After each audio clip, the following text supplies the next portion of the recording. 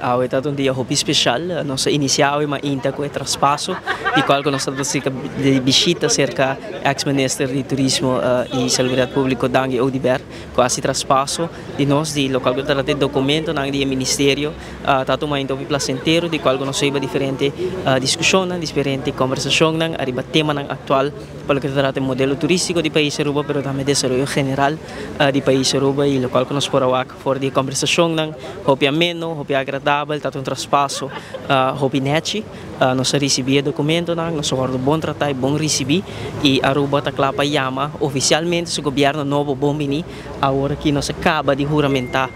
como o gabinete novo, gabinete AVP Futuro, que vai servir a Aruba de melhor maneira e agora oficialmente me por comunicar com a comunidade de Aruba, com minha persona, lota bosso ministro, bosso servidor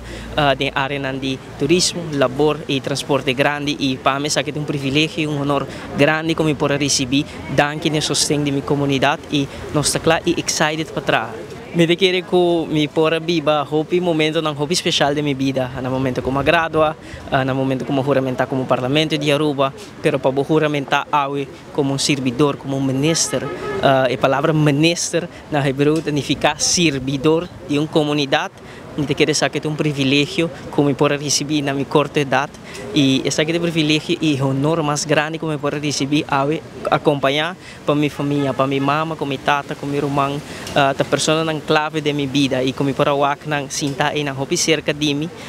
tá momento nang especial. Me quero que é mesmo amor e carinho como receber de minha comunidade, agora me tenho que demonstrar e mostrar nang back de governação de excelência para nossa comunidade.